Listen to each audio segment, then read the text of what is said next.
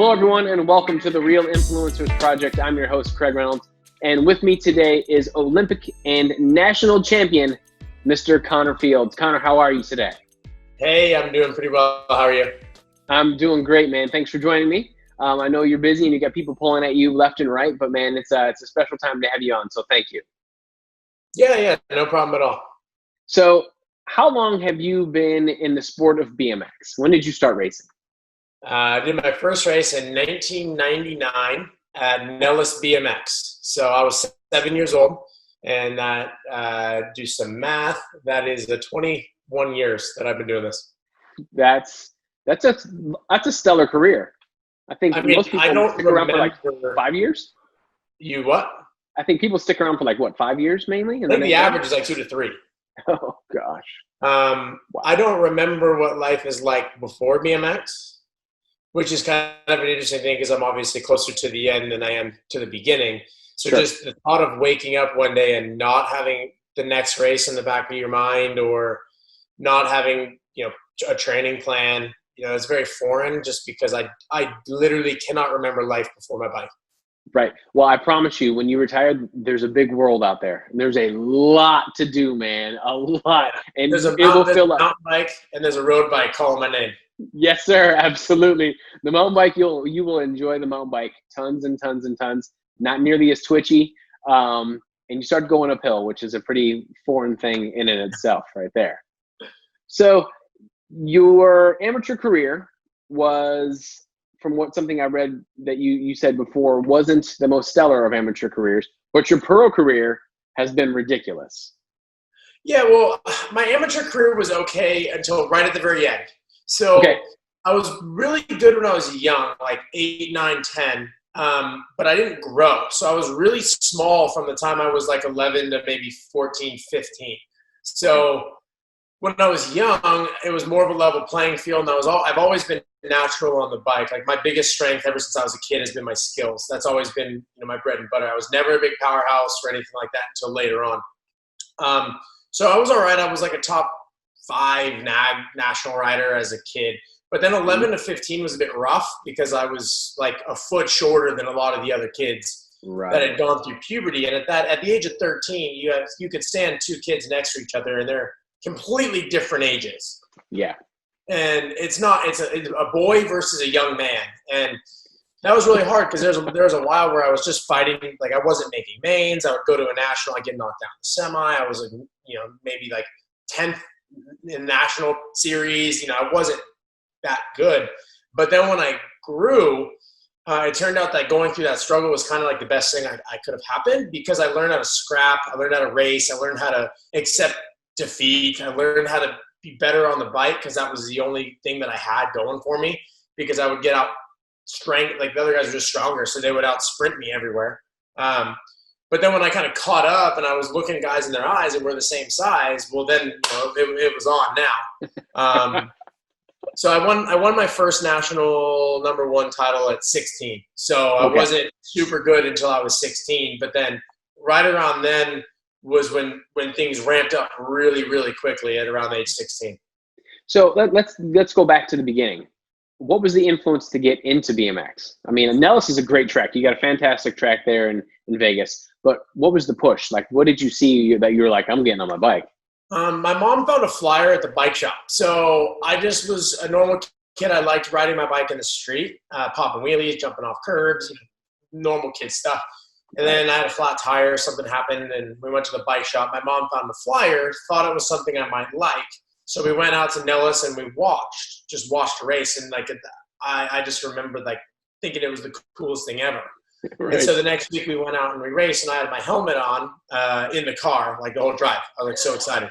Yes. And so at that point I was 7, and I was still playing t-ball and soccer and all of the other sports. And there was one story, I don't remember this, but my parents love to tell this story. There was one moment when they realized that BMX was for me, and it was at a basketball game.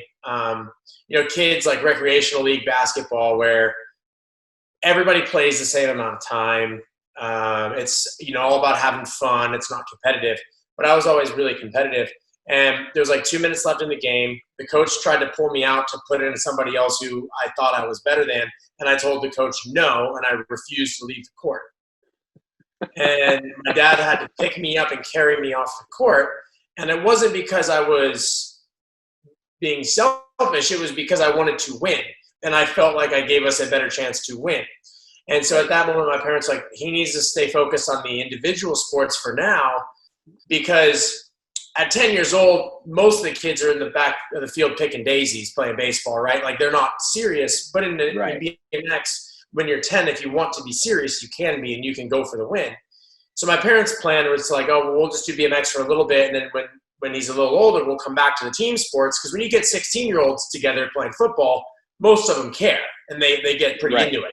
So that was their original plan, but then I just loved BMX, and I just never wanted to go back to doing any of the other stuff. And so it's one thing thinking back, like, it's great. Like, my favorite thing with BMX is that if I win or if I lose, it's on me. Right. It's not on the equipment. It's, like if it was a motorsport, it's not on a team member. I would be so frustrated playing basketball if I score 40 points and we lose. Right. So that's like one of my favorite things with BMX. But on the flip side, as I get older, I also realize that I'll never understand what it feels like to win as a team. Sure. Or to make that pass for the game-winning shot to somebody else and celebrate for them making it. Right. So there's always the give and the take. But my personality just was drawn to an individual sport where I could kind of control my own destiny.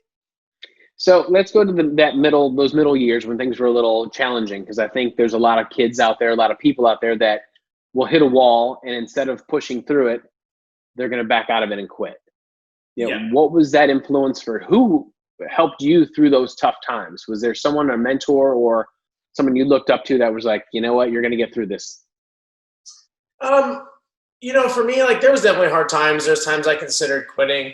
It wasn't fun when you were going racing and you just felt like you were doing your best, and it was like you were racing with a flat tire because I was a foot shorter than these other kids. But for me, I always just loved BMX, not just racing, but riding my bike, going to the skate park, going to the dirt jumps, riding around the neighborhood, building ramps, like all of that stuff. So for me, I never really considered quitting because I woke up in the morning and I wanted to ride my bike.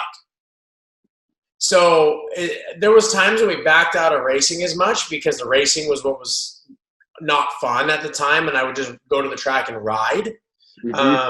And maybe we wouldn't hit the racing quite as hard. But at the same time, just, as I get older, I can kind of recognize my personality. I'm like hyper competitive to the point where it's like almost ridiculous. And so even though I was losing, I kept getting back in the ring and kept trying and kept punching because I wanted to make the breakthrough. And I think, part of that is my personality, but also I think it's very important because in life, like, I tell parents when I do clinics, like 99.9% of kids that race BMX aren't going to go really anywhere in the sport. Like, the number of people who make it to the pro ranks is so small. Right. Jason Richardson once said it's a fraction of a percentage. Right. But Very the things small. that you can learn from sports in general and BMX that you can apply to life is where the magic is. And if you can go through those hard times and getting beat but keep showing up, that's going to serve you in life when you are interviewing for 10 jobs and you can't get a job, and that one that's going to hire you is the next one, but you quit before you get there. It's that kind of stuff that looking back, I'm really happy with, because I feel like it set me up for life. Yes. But yeah, those years were not easy, and I was lucky that, like, I had good parents that didn't yell and scream. They were more just like, as long as I was doing my best and trying as hard as I can, and that's kind of all they cared about. And it was all with me. Like, I did it to myself. I would be hard on myself. And my parents would just do what they could to support me. But it was just, everything kind of came back to my own will. Gotcha. So we're going to fast forward past the 16-year-old ages and get into the pro ranks. What was it like when you first turned pro? When was that? And then how did that transition into, were you in the junior development program as well? Was that No, around so the before? junior development program started the year after me. Ah, So they do it by birth year. So 1992 was the year I was born. 93 was the first one for that.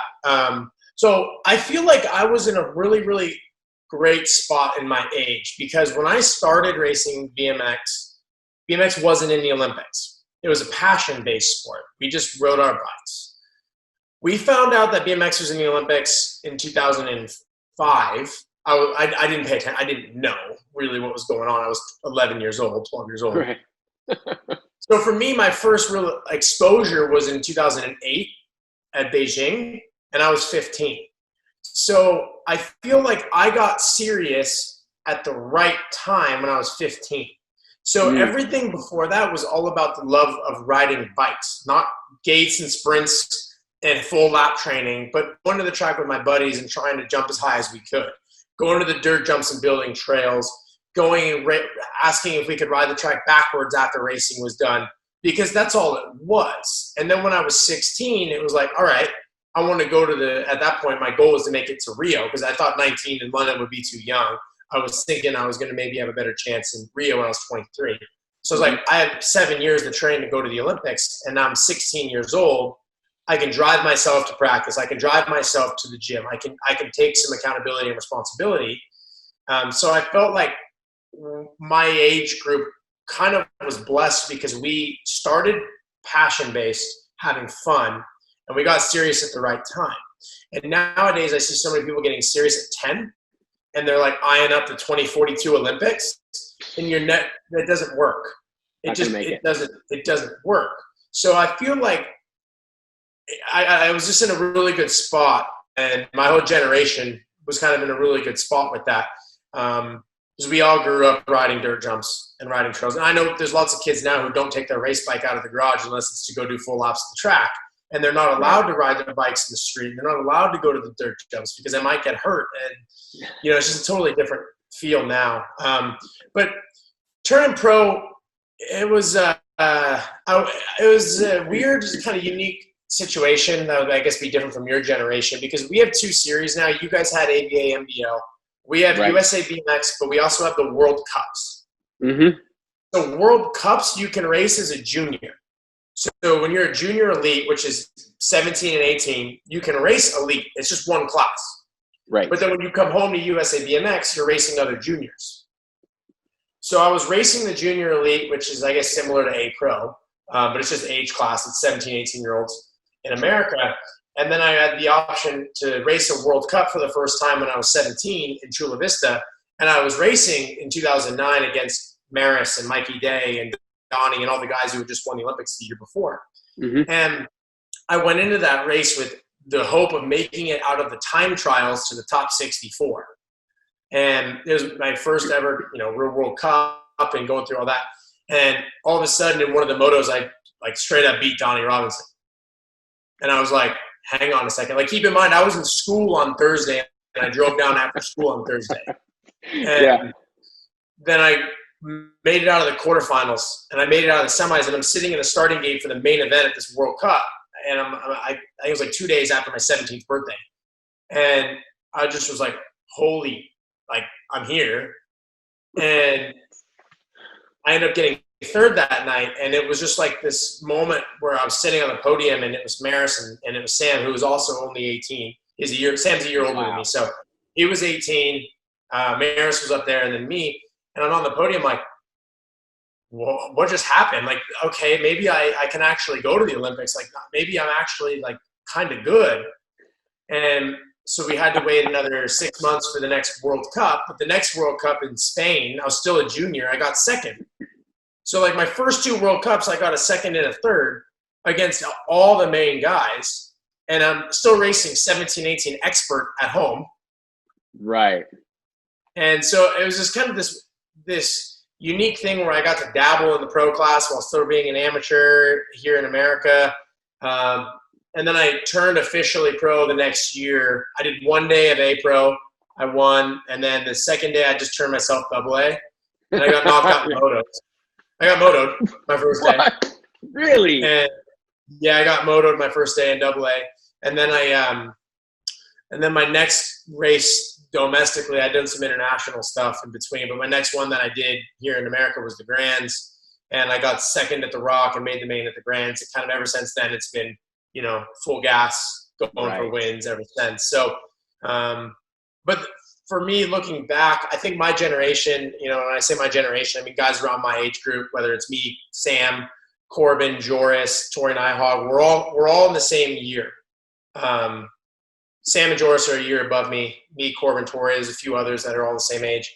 Mm-hmm. We were all really good on our bikes, and we weren't as strong as the guys that were racing in the pro class in the previous generation, but we were better on our bikes. So we would beat them using our skills. Like that race in Chula Vista, I was going into the first turn in 6th place every time and just riding by guys on the straightaways because I was smoother on the jumps. Right. If you watch the racing from 2010 and then you watch it 2 years later, just like with all things, everybody else caught up. Like, somebody comes in, changes the game a little bit, people step up and catch up.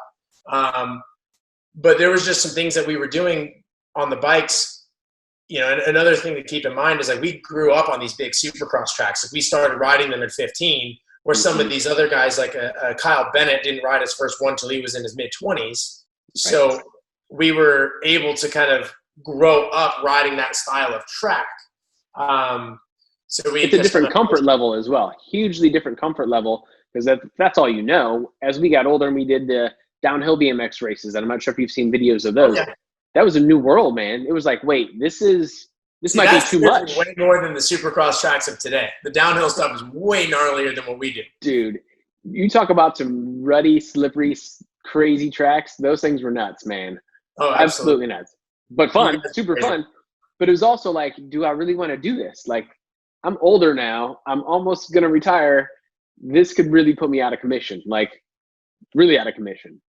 Oh, for sure. I mean, I just think about like looking at some stuff I jumped when I was 16, 17. I would never jump it now. Like just gaps and triples and lines and rhythms that not racing stuff, but just like, hey, I think I could make that gap and I would try it. Now it's like, am I going to do it in a race? No? All right, I'm not going to do it. I'm not doing it. Yeah, exactly. Exactly. So let's fast forward up now to the Olympics, because if I would be an idiot not to talk with you about the gold medal that you have. Pretty wild final. Like I look at watching the final, I'm like, we're going to have 1-2 in the final. Awesome. And then all of a sudden, you're winning this thing. Before you get there, though, you had put that in your mind that you wanted to be an Olympian, and you wrote it on your wall. Yeah. That's your vision board, right? Yeah, I mean, like I said, I watched the Olympics in 2008, and I just remember it was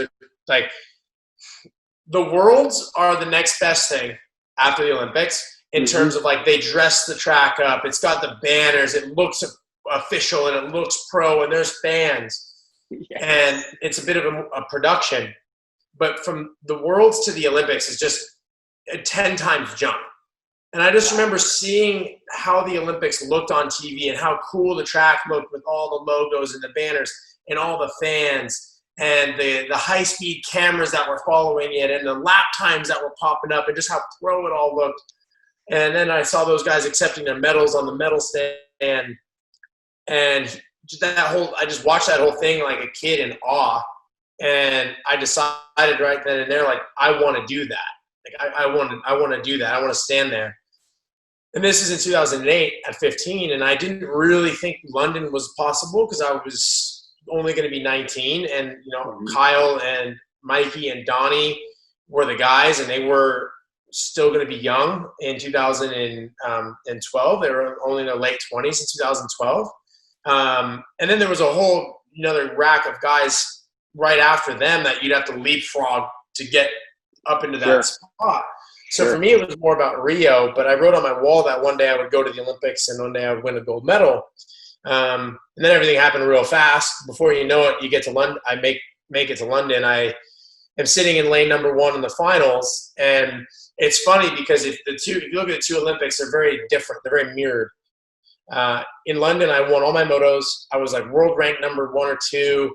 I was definitely one of the favorites, one of the guys people had picked. Put me in lane 1 in the finals. I had won 2 World Cups already that year. Like everything was trending like I should have won that race. And I didn't. I got 7th. And so then with the Olympics, it's different for us because if you mess up, if you go in for the world championship and you mess it up, you're like, oh, damn, I got to wait another year. If you mess up an ABA pro weekend, you're like, oh, damn, I got to wait 5 days and I got another one. But if you mess up the Olympics, you're like, I got to go another 4 years. I got to go through the qualifying process again. I got to go through all of everything that it takes just to make it to the Olympic finals again. Right. And so it was like kind of a weird scenario. Like you get home and you're like, well, what do I do now? And not to take anything away from USA BMX or World Cups or anything like that, because they are big, but the you can't compare a national to the Olympics. It's not comparable. Right. You win the Olympics or like you go to the Olympics, it's just a completely different ball game. So like, and I remember for like a year after the Olympics, both times, you don't get nervous when you're in the gate anymore because you were so nervous at the Olympics. And then like a month later, you're racing like a normal national somewhere. You're just like, oh, whatever. Like this is not nerve-wracking whatsoever after you at the Olympics. So it was just tough for me. I always really put a lot of my effort into the Olympic stuff. And then coming back to Rio, everything was tracking really nicely in the beginning of the year. I had won some races. Things were building really well. And then I broke my wrist 5 months before the Olympics. Had like a super gnarly surgery. Only got on the bike like 8 weeks before. Made the team on a conditional selection.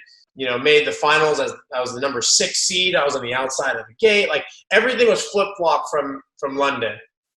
And then in Rio, I knew that the final was the only one that mattered because in London I won all the motos, I won the semi, but you don't get anything for winning motos and semis, right? Like you know how it is. Practice, right? In practice, it's good for the ego, but that's about it. So in going into Rio, I just knew like just get to the final and then deliver. And I was like, if you think about it at the Olympics, and not even just at the Olympics, like at any big race, someone's going to hit the gate. Someone's going to make a mistake over the first jump. Someone's going to get cut off. So if you're clean, if you are smooth, you're top 4 or 5 into the first turn guaranteed. Right.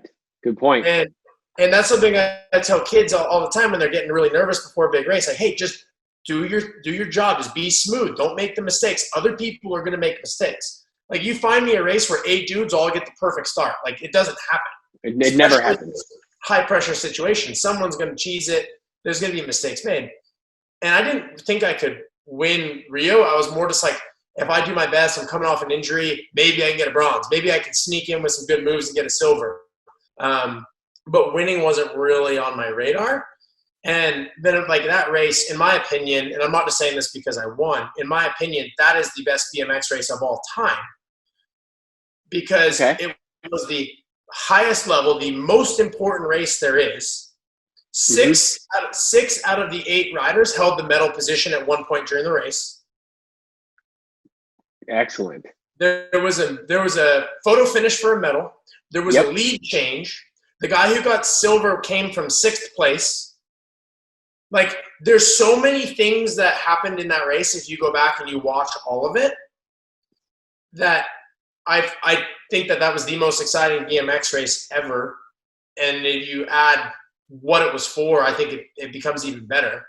Well, I'm definitely not going to argue with you on that because, man, I remember watching it on my computer, standing up, like in disbelief as to everything that was happening. Like, I don't know all of those stats, but dude, it was wild. Like watching the whole thing was so wild and so fascinatingly cool at the same time. It was nuts. Like just from the second turn to the finish line, like Neat Kimmin.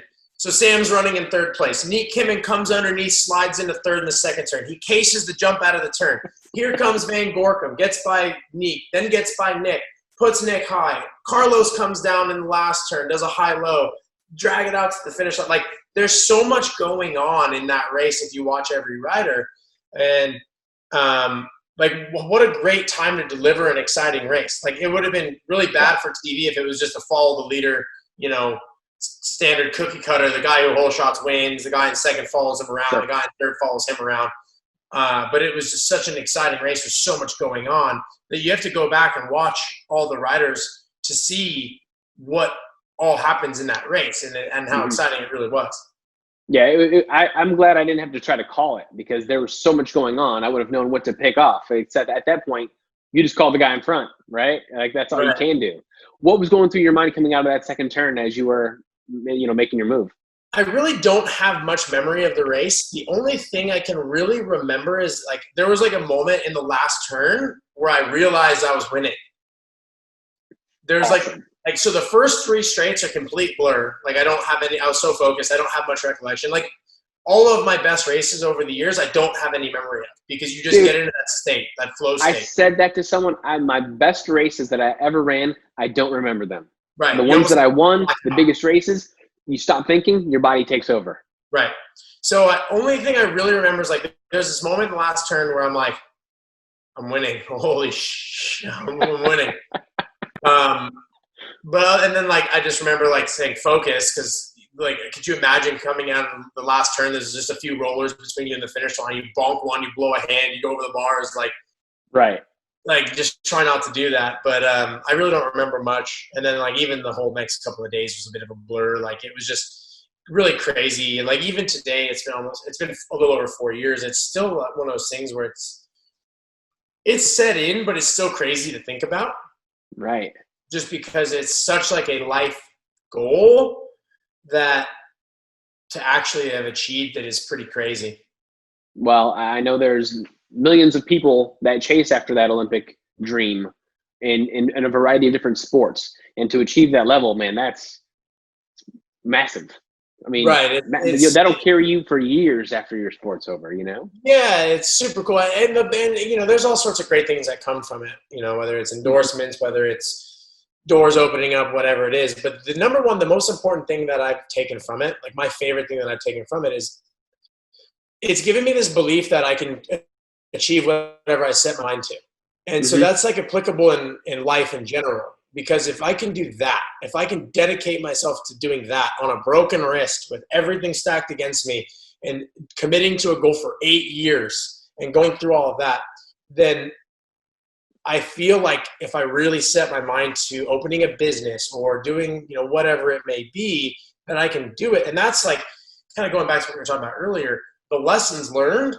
Because let's be real, BMX, we're not making millions. Like I'm going to need a job the day I retire. Right. But the things that I've learned and I've gained from my career are going to serve me for the rest of my life. And that's what I value the most from that. You don't even recognize all that you've learned yet, and you will apply it for the rest of your life. The part about not getting nervous, you won't get nervous about anything except for when you have a kid. When your wife's giving birth, dude, that will freak you out. That'll be the only thing that will rival it. For me, it was on the gate for the semis at the ABA Grands. Nothing has ever made me as nervous as that until we had Maxwell. That blew me away. I was like, what is going on here? But the lessons that you're learning in BMX that you're going to be able to share, your work ethic, the drive, the focus, dude, you don't even know yet. And when you're done, then you're going to go, oh, wait a minute, I've done this before. Only I did it in BMX. Right. So what's next for you when I'll let you get out of here. What do you want to do when you're done? I'm hopefully going to graduate college this year. That's like one bright side of this whole thing is I've had a bit more time to finish school. I started 8 years ago. After London, I started taking part-time school, and I just ticked it off slowly, a couple classes at a time over 8 years. So hopefully I can finish school. I'm going to get a degree in business management. And I don't know exactly what I want to do, but I know I love sports, I love business, and I love helping people. So something that could combine some of my passions is kind of the direction that I want to go down. Nice. Well, I'm certain that when you're done, you're going to be successful there as well. Connor, it has been a pleasure chatting with you today. Man, best of luck for the rest of this season and then going into the Olympics in 21. I know we got pushed back a year, but I look forward to that and look forward to following you for the rest of your career. And man, thank you. That's really all I can say. Thank you. I appreciate it, bud. You have a great day. And if you guys like what you're seeing, please make sure you subscribe on YouTube. And if you'd like to listen to it in your car when you're driving, subscribe at Apple Podcasts. Connor, take care. We'll see you guys next time. See ya.